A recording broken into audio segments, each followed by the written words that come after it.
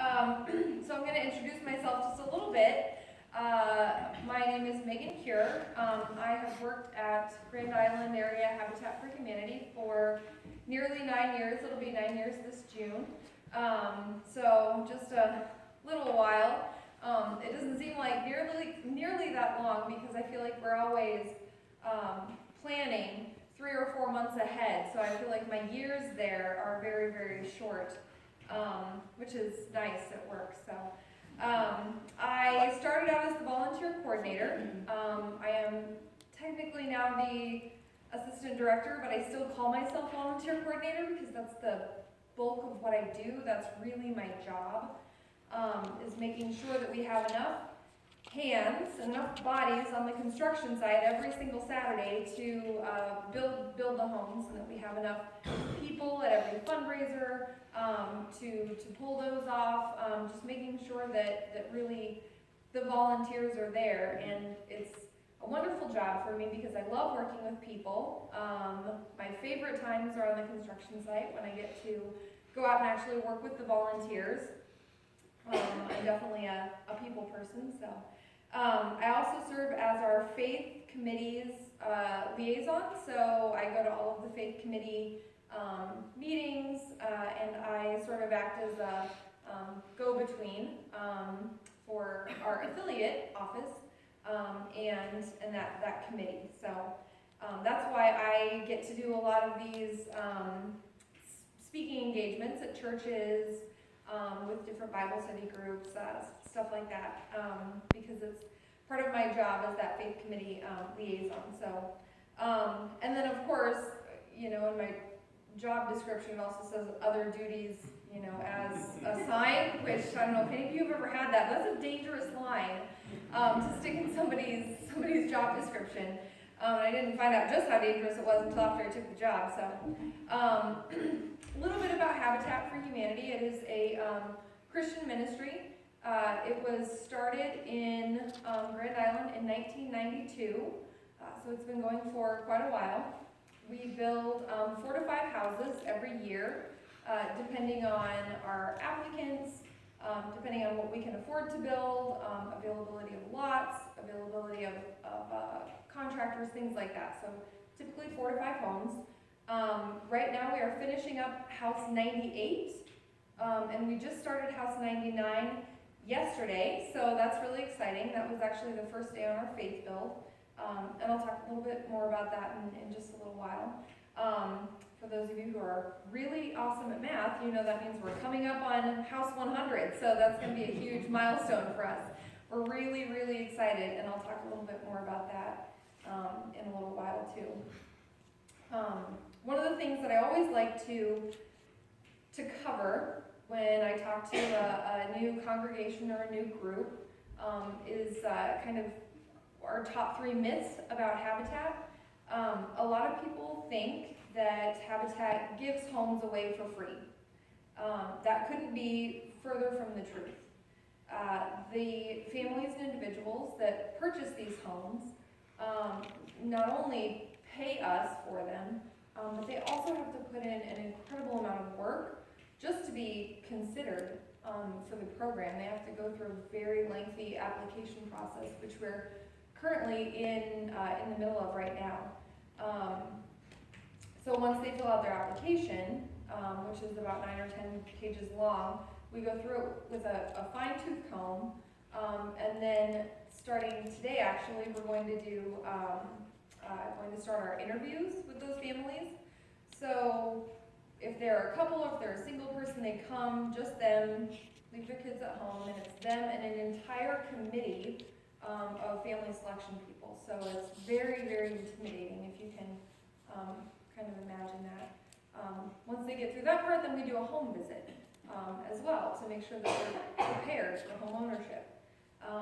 So if any of you have ever purchased a house through a conventional loan, you know that that's not the case. A representative from Wells Fargo doesn't come out to your house, knock on your door, and say, "Can I take a look around, please?" They just give you a pre-approval. So the process, even from the beginning, is difficult for them, and we don't think that that's a bad thing because they're immediately invested in what they're doing, and that's what we want. So we also require them to do 500 hours of volunteer time. That starts as soon as they're selected. Most of the volunteer time is spent on a construction site, and then we also have them do volunteer hours at fundraisers, special events, in the office if they need to. They can also volunteer time at our Habitat Restore. But really we want them to spend a lot of that time on the construction site. And the reason behind that is that if they're building their own home with their own hands, alongside volunteers that are coming out to help them just out of the goodness of their hearts, they become so incredibly invested in that house that they want to take care of it. They want to pay their mortgage on time. They want to put their best foot forward with their house for Habitat because they care so much about what they've been able to do on their own, really. And it also gives them the tools that they need to care for their home once they're in it. They learn how to use power tools. They learn how to, I don't know if any of you are construction people. When I first started on the construction site, I was holding my hammer way up at the top. That's not how you're supposed to do it. You're supposed to hold it way down at the bottom. So I learned that right away. That was one of the first things I figured out. So yeah, I mean, they get a really good overall general knowledge of how to use tools on the construction site, which is really handy when you own your own house. Another thing that we do to prepare them for homeownership is we require them to take 20 hours of homeowner education classes. That includes everything from lawn maintenance to basic home repairs. We do a course on how to arrange your living room so they don't have to buy a huge sofa that's not going to fit through their front door. We teach them really everything that they need to know about being in that house. And then we also do a financial course with them that's kind of similar to Financial Peace, if some of you are familiar with that. It's a lot of the same principles. So when they move into their house, they are beyond prepared for that responsibility, and that's extremely important to us because they are representing our organization, and we also want them to be successful.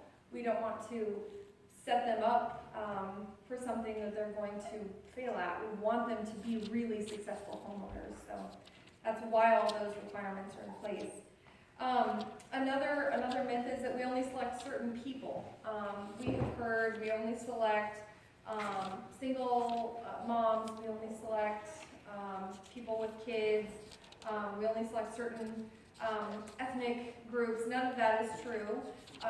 We follow banking regulations, so anyone is welcome to apply so long as they fall within our income guidelines. So we have had single women with no kids apply and be selected. We've had families apply and be selected. Just really the course of what you can imagine for families we've had come in and apply and be selected. So none of that stuff, if you've heard that, is true. The kinds of people that we do have apply that are selected are very hardworking individuals. They have to make a minimum amount of money, which is not something that a lot of people know. And that's so that we know that they will be able to pay a mortgage back to us. We won't select someone that a mortgage is going to overburden them. We've had people come in, not be selected, get a different job, come back the next year and say, okay, do I make that minimum requirement now? And they do, and they've been selected. So it's also bettering themselves, which is really wonderful. We also hear, last little myth here, that we receive a lot of government funding. Habitat for Humanity is a huge organization. We work worldwide, Habitat International does, all over the place. So a lot of people believe that we receive government funding, and some of our affiliates do receive some, but our affiliate here in Grand Island, unless we're applying for a specific grant, we do not.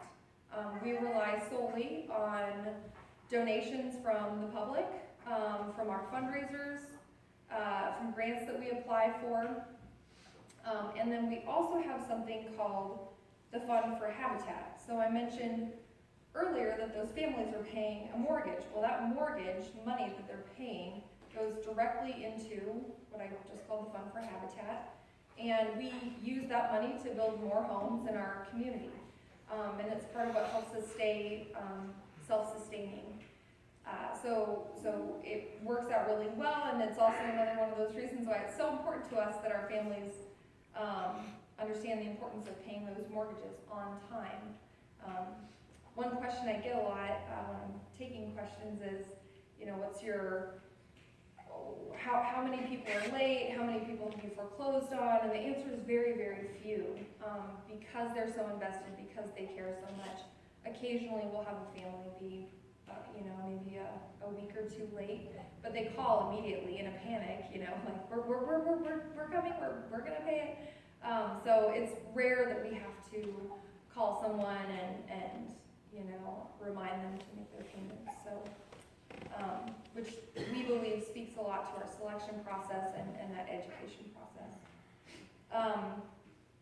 So right now, in Grand Island, we are, like I said, we're starting House 99, which is going to be the faith build, which is part of the reason that I'm here today. We are partnering with Thrivent Financial. Used to be Thrivent Financial for Lutherans, but they've opened it up to everybody now. So they are providing a grant for us for half of the cost to build a home. And then our requirement on the other end is we are to request funds from our faith community in different ways, and then also have our faith community volunteer on that house. So that home will be built specifically by faith community volunteers.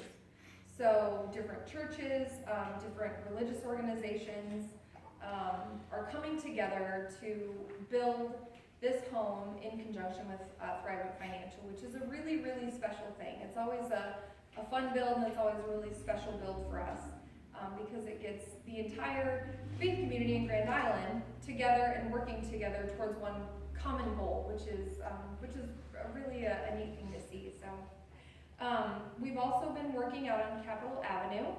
If any of you drive that way, you may have noticed a little bitty road pop up. It's called Nelson Lane, and it is where our future development is going to be. This is the first time that we have ever ventured out into doing a development. It's going to be 22 homes, so it's a big deal for us. We had a capital campaign for it last year, which went really well, and we will start building on that house in June, and that will be our 100th home. So everything sort of worked out just perfectly for us there. So we're going to have a big celebration on Saturday, June 8th, I believe. You're all invited. Everybody's invited. So we'll be sending out invitations for that. And then one other thing we like to mention that we do continuously is we tithe. So any money that comes into Habitat that is undesignated, we tithe 10% of that to a Habitat affiliate in Guatemala. They use those funds to build homes. They put in safe stoves, things like that, with their applicants in Guatemala. So that's a neat program that Habitat International has, is that tithing program. Last thing I kind of want to talk to you guys about is how you can help specifically. So talked about a lot of stuff, talked about what we do. If you want to help, we always need committee members, so that's always an option. Some people hear the word committee and they run for the hills, which I totally understand. Christy Hewitt, you guys know her. She's not going to wave very much, but you know her. She's been a committee member for a long time, longer than I've been around. So well, she's not as long as you. not as long as I've been around on this earth, but longer than I've been around at Habitat. That's very true. Thank you, Christy. So if you have any questions about it, feel free to call me or talk to Christy. I'm sure she can answer any questions for you. Now on a lesser scale, we always need volunteers at the build site. We are currently in a really weird position because of the weather. Our construction calendar is really kind of crazy. So we're gonna see how much we can get caught up, and then we'll have a schedule to send to your pastor after this Saturday is over, because we'll know where we are then. And then maybe we talked a little bit about your congregation possibly doing a work day, which would be really fun. You don't have to have any skills. If I can help on the construction site, literally anybody can help on the construction site, I promise. We have professionals there who are really, really good at teaching, and they can give anyone a job. So if you guys get a day scheduled, don't feel afraid to volunteer because you think you might not be able to help. Anyone can help. And then in your bulletins today, some of you got a little flyer from Habitat. It's a giving calendar. So if you have kids or not, if you want to go through this day by day, it just sort of gives a little, like this one says, if your roof doesn't leak, add 50 cents. For the convenience of a microwave, add 25 cents, et cetera, et cetera. And then we're participating in Go Big Give Day. So we're asking if you happen to do this, to just make that donation on Go Big Give Day as part of that giving tool. So, and then the last thing that I always ask our churches and people in our faith communities to do for us is to pray for us, to pray for our mission, to pray for what we're doing in Habitat, because that's really important and it's very valuable to us, and we definitely appreciate that. So that's kind of all that I have as far as information about Habitat. I will say that, you know, you don't work at a job for 9 years and, you know, just kind of go through the motions. I mean, you can, but you can't work at this job and just go through the motions. So I always like to tell people, you know, Habitat means so much to me. I love the volunteers. I love the people I work with. I love our board and committee members. And I also just adore our families. They work so hard and they put so much time into these homes, and they're just really, really wonderful people. So if you do have the opportunity to come out and volunteer a day, we would love to have you, and we would love to introduce you to some of those families and some of our other volunteers. So that's all I had. So I'm not going to want to talk, but thank you very much for having me. I always appreciate it. You guys have a wonderful day. I wish I could stay, but I have to pop out to another event that we're having today for work. So Great. yeah, Well, thank you for having me. Thank you. Thank you. You guys have a wonderful day. I'm just going to wrap up with a couple of ideas that Megan put forth. Was when I bought my first house, I was 19. Okay, well that was because I was 19 when I got married, and we bought the house at the same time. We weren't in that house more than a month or two before my wife was trying to open up a window, which was a push window, and she put her hand through the glass. I did not know how to fix it. I knew nothing about how to repair anything in my home. And so to have people who are benefiting from Habitat Humanity go through a learning process of knowing how to care for their home is so beneficial, because it took me like a week or two before I replaced that pane of glass, because I didn't know how to do it. And we didn't have internet in those days where I could look it up and see the little thing. Secondly, yesterday 4 of us from this congregation sat in a 6-hour workshop with our association gathering in this area it's called Fresh Expressions, which goes along with our church visioning process. And the idea was, how do we think outside of the box, and how do we, in inventive ways, reach out into the community? How do we get ourselves beyond these 4 walls? And Habitat for Humanity happens to be one of those ways that as members of any given church or faith community, we can start connecting with the community at large.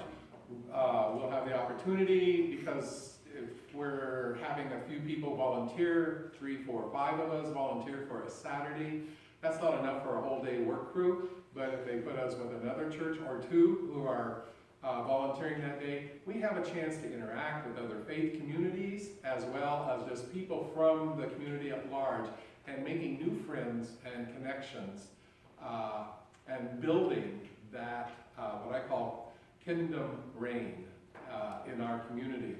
So just something for you to think about, and thank you so much, Megan. I think it's time for us to go to communion.